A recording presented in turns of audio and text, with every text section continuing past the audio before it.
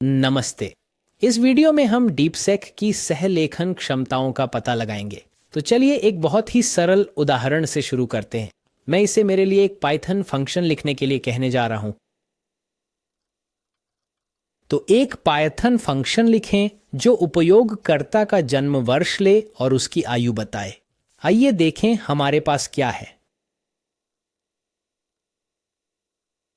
तो यहां हमारे पास कोड बहुत जल्दी लिखा गया है। इस बार मैंने वीडियो को तेज नहीं किया, बस ये देखने के लिए कि इसे करने में वास्तविक समय कितना लगता है।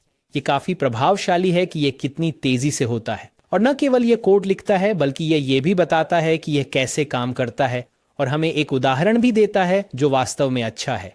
अब चलिए इसे एक कदम आगे बढ़ाते हैं और चलो इस बार जावास्क्रिप्ट में एक एप्लीकेशन के लिए पूछते हैं, क्योंकि मैं आपको कुछ वाकई शानदार दिखाना चाहता हूं। तो इस बार मैं जावास्क्रिप्ट में एक टू डू एप्लीकेशन के लिए पूछता हूं। मैं अनुरोध कर रहा हूं कि सारा कोड एक ही HTML फाइल में लिखा जाए और मुझे यह बताने दें कि यह कैसे काम करना चाहिए। तो चलिए इनसे आजमा दें।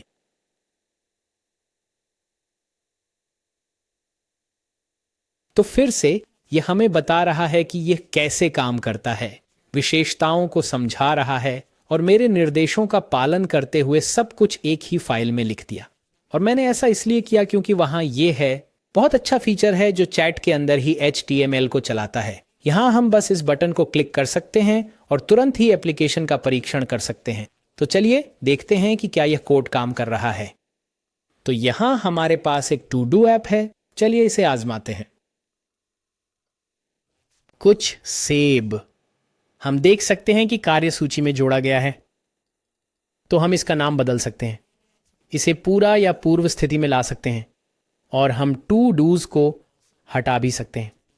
तो जैसा कि आप देख सकते हैं, एक काम करने वाला कोड शुरुआत से ही है जो वाकई बहुत बढ़िया है। अब देखते हैं कि क्या हम इसे अपने मन मुताबिक स्टाइल कर सकते हैं। तो मैं सामग्री, UI, तत्वों जैसे स्टाइल्स जोड़ने और CSS के बजाय टेलविंड का उपयोग करने के लिए कह रहा हूं। ये कुछ ऐसा है जिससे वेब डेवलपर्स परिचित होंगे। अब चलिए देखते हैं कि डीपसीक इसका क्या करेगा।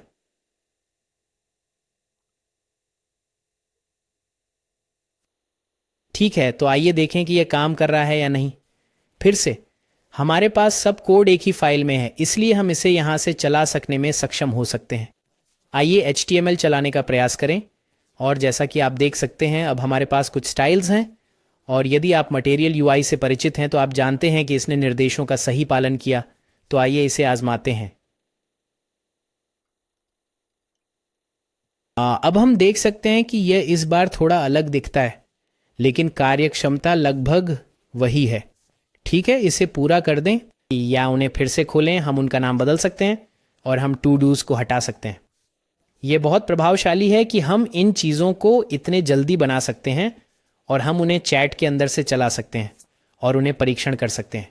अब मुझे इसे साफ करने दीजिए ताकि मैं आपको एक और उदाहरण दिखा सकूं।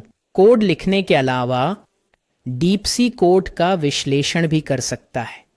तो यहां मेरे पास एक गिटहब रिपो है जिस ऐप को मैंने एक YouTube वीडियो के लिए बनाया था, और इस वीडियो का मुख्य उद्देश्य रिएक्ट के साथ जेमिनाई API का उपयोग करने की सुरक्षा समस्या को दिखाना था।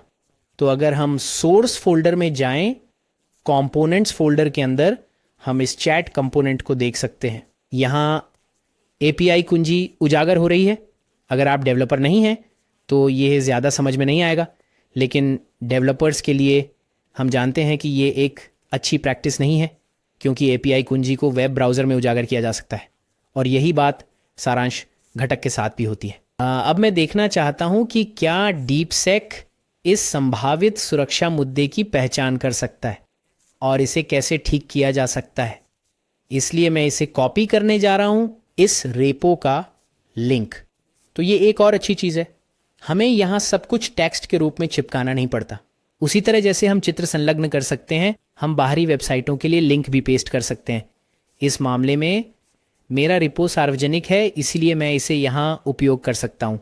तो मुझे इसे एक संक्षिप्त व्याख्या देने दें और पूछें कि मैं क्या चाहता हूँ। तो ये एक ऐप है जो मैंने जेमिनी API को एक वेब ऐप में एकीकृत करने के लिए लिखा है। क्या आप मेरी मदद कर सकते हैं किसी सुरक्षा समस्या की पहचान करने में? तो चलिए देखते हैं कि डिपसी उस समस्या की पहचान कर सकता है जिसके बारे में मैंने अभी बात की थी।